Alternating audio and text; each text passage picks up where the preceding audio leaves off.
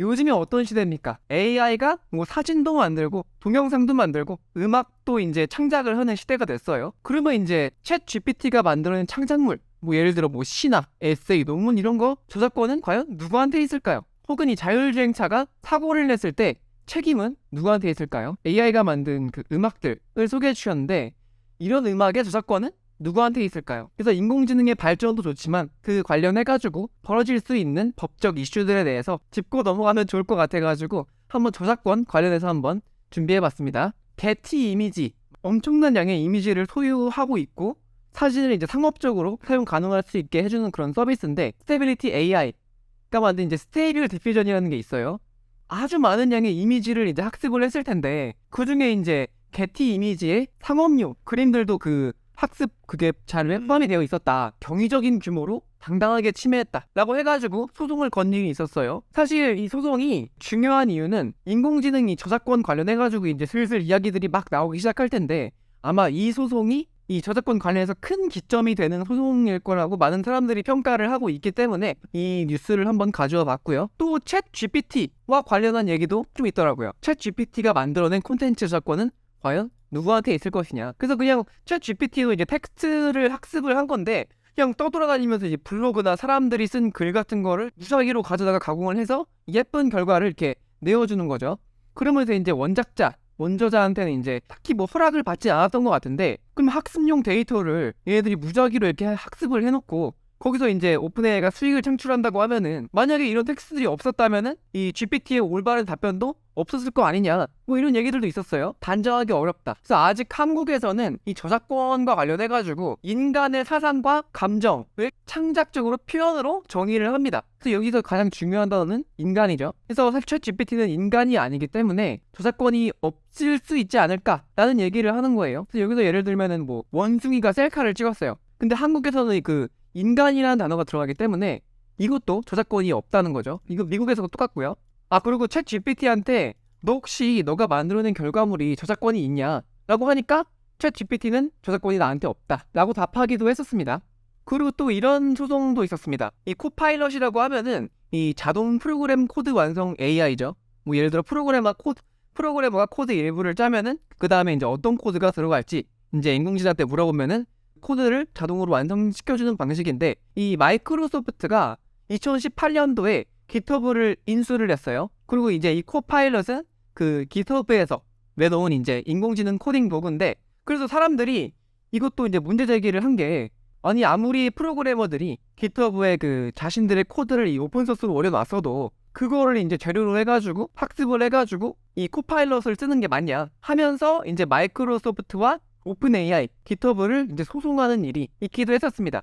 그래서 이제 인공지능 관련해서 이제 법적인 분쟁이 본격적으로 여기저기서 시작되는 것처럼 보이는 그런 시점입니다. 모든 국가가 조금씩은 다른 방법으로 지금을 다루고 있는데 일단 한번 우리나라부터 살펴보면 좋을 것 같아요. 사실 저희 같은 유튜버는 이 저작권에 굉장히 민감하잖아요. 그렇죠. 벌금도 함부로 틀 수도 없고 그래서 인공지능 관련해서는 조금 이렇게 모호한 게 있는데 일단 우리나라는 저작권을 어떻게 취급하고 있냐? 이제 한국저작권위원회에서 저작권법상 보호받는 저작물은 역시 여기서도 인간이 표현한 것이야 하므로 인공지능이 그린 그림은 저작권이 발생하지 않는다. 아직 한국에서는 이 저작권법이 인간이라는 단어, 인간의 사상이나 감정을 표현한 창작물을 의미하기 때문에 아직 뭐 인공지능이 뱉어낸 그림이나 그런 거 그냥 갖다 써도 되는 거예요.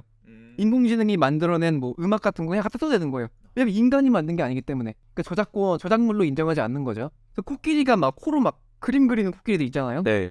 아니면 뭐 원숭이가 찍은 셀카 이것도 아까 미국 예제에 있었는데 원숭이가 찍은 셀카 또한 인간의 사상과 감정이 반영이 안 됐기 때문에 보호받을 수 없다라고 합니다. 근데 그러는 수가 있어요. 만약에 인간의 창의력이 들어가야 창작물로 인정이 된다면은 그러면 그 사진을 선택하기 위해서 내가 예시 텍스트나 그림을 인간의 창의력으로 골라서 넣은 거잖아요. 인간의 창의력을 이용을 해가지고 그 키워드를 쓴 건데 그러면 인간의 창의력이 들어간 거니까 저작권이 인정되어야 하냐 라는 질문이 있었어요. 그래서 한 법률가는 그 문제에 대해서 이렇게 좀 두루뭉술하게 이런 식으로 답변을 했는데 뭐 예를 들어서 A 회사가 인공지능 서비스를 만들고 B가 이걸 이용해서 작가 C의 그림과 유사한 위작을 만들어서 팔았다고 해보면은 이거는 인공지능이 침해한 게 아니라 사람이 침해하려는 의도가 있었고 그 사람이 이득을 얻었기 때문에 민사상 손해배상은 가능할 것 같다. 그리고 만약에 그 침해하는 과정에서 고의로 저작권을 침해했다면은 당연히 형사 책임도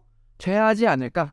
라는 이제 이 법률 전문가 인터뷰를 한 건데 그 사실 아직까지는 이 사람도 확실하진 않아요. 누가 책임을 져야 하는지 아직 구체적으로 정해진 게 없고 개별적으로 법원에서 판단하게 될 것이다. 사실 이런 사례는 계속 판례가 쌓이고 하면서 결정되는 게 법인데 지금은 뭐 판례가 나온 게 없죠. 이게 서비스 나온 지도 얼마 됐으니까. 맞습니다. 그래서 아직 법적으로 한국에서는 뭐 확실한 게 없어요. 그래서 이 사람이 인터뷰하는 끝으로 AI 발전 속도를 법이 못 따라간다는 지적도 있다.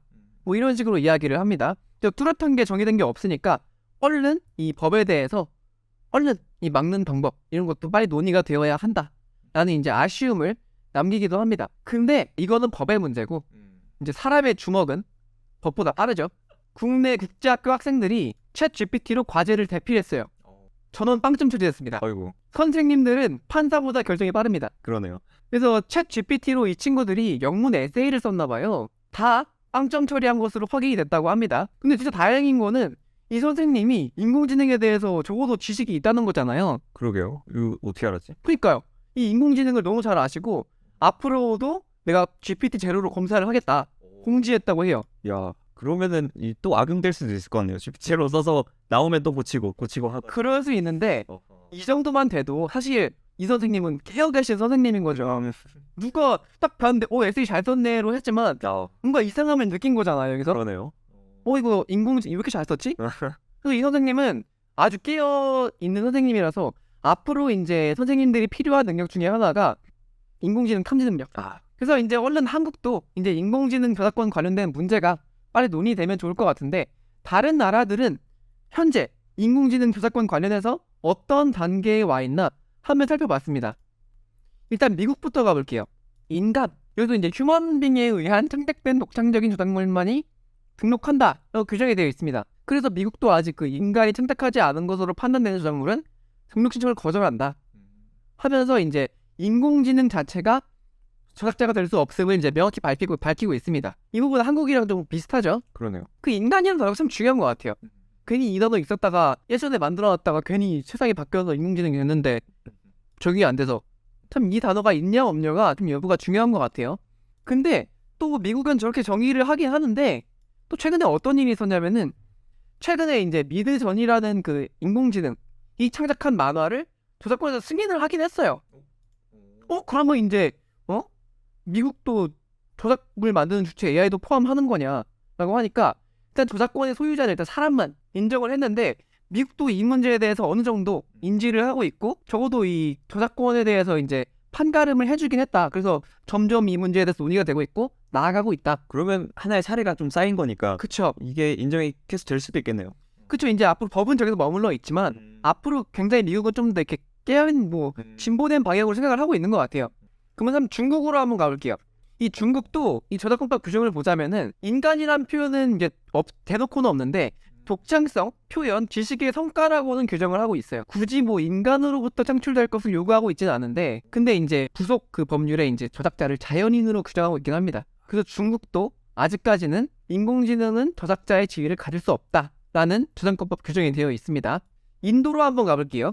특이한 게 인도는 이 관련 문제가 꽤나 논의가 된 것 같아요. 그래서 컴퓨터로 생성된 문학, 드라마, 예술 이런 게 명시가 돼 있어요. 그러네요. 57년도에 제작된 법인데 뭐 이런 게 있나요? 그때도 미래를 그 얘기 진짜 미래. 인도는 세계 최초로 인공지능 페인팅 앱에 대해서 공동 저작자의 지위를 인정을 했습니다. 이 사람도 이 인공지능 창작물에 대한 저작권이 있고 그 인공지능도 저작권이 있다. 라고 세계 최초. 인도는 좀 이렇게 깨어있는 걸로 보여요. 진짜 한 70년 미래를 내다봤네요. 저거는 좀 신기하네요. 그래서 인도는 이 정도고 캐나다로 한번 가볼게요. 캐나다도 인간에 대한 이 규정을 안 합니다. 그냥 독창성만으로 해석을 합니다. 그래서 캐나다도 역시 인공지능에게 공동조약자의 지위를 인정하고 있는 모습입니다. 또 발빠르게 지금 이 관련 문제를 논의한 걸로 보여요. 뉴질랜드랑 영국도 이 창작물에서 이제 AI 역할이 증가하고 있기 때문에 저작물 제작에 필요한 준비를 수행하는 사람으로도 간주에도 개정을 했습니다. 최근에. 그러니까 이 뉴질랜드, 영국은 이런 문제가 일어날 것 같으니까 발빠르게 깨끗하게 규정을 한 거죠. 그래서 일반인들도 헷갈리지 않게 쓸 수 있고 이 관련 스타트업도 빨리 발전할 수 있고 또 프랑스와 룩셈부르크도 AI 작곡 프로그램 아이바한테 작곡가로서 창작물에 대한 저작권을 인정을 해주었습니다. 예. 엄청나죠? 그러니까 이런 문제가 있기 전에 빨리빨리 이렇게 빡 규정을 해버리는 거예요. 아주 좋은 모습입니다. 그래서 한국도 빨리 이 저작권 관련해서 이제 논의가 되고 명확히 규정이 돼야 이 사람들도 혼란스럽지 않고 이제 인공지능 스타트업들이 이 관련 업무를 처리하는데 큰 도움이 될 것 같은데 제가 뭐 그렇다고 해가지고 한국한테 뭐 인공지능한테 저작권을 줘라 뭐 이러는 게 아닙니다. 어떤 방식이 되었든 빨리 이렇게 논의가 진행이 되고 우리가 그 따를 수 있는 명확한 규정이 생기면 좋겠다 이거죠. 또 제가 초반에 이제 말씀을 드린 게 자율주행 자동차가 사고가 났을 때 과연 그 책임은 누구한테 있냐라는 말씀도 잠깐 드렸었는데 그 자율주행의 등급을 잘 나눠놨어요. 그래서 어느 정도 한국에서도 논의가 진행된 것으로 보이는데 한국에는 2020년도에 이 자동차 손해배상 보장법을 개정을 했어요. 운전자가 전방을 주시하고 있는 레벨 3 정도까지는 얘기가 된 것 같아요. 어느 정도 이제 기준이 세워진 걸로 보이는데 그 이상의 레벨, 완전히 이제 운전자 없이 운행하는 자동차가 사고를 냈을 때 책임은 누구한테 있냐에 대해서는 아직까지는 그 검토하고 있다 정도인 것 같아요. 그래서 이 또한 빠른 시일 내에 어느 정도 이제 검토가 됐으면 좋겠죠. 왜냐면 앞으로 이런 세상이 그렇죠. 올 것 같거든요. 만약에 운전자가 없으면은 뭐 운전자를 소유한 사람의 책임이냐, 아니면 이거를 코딩한 프로그래머의 책임이냐, 이 회사의 책임이냐, 뭐 이런 것도 이제 지금 검토하고 있다고 하니까 얼른 인공지능과 관련된 저작권 문제가 잘 논의되기를 바라는 마음이 있습니다.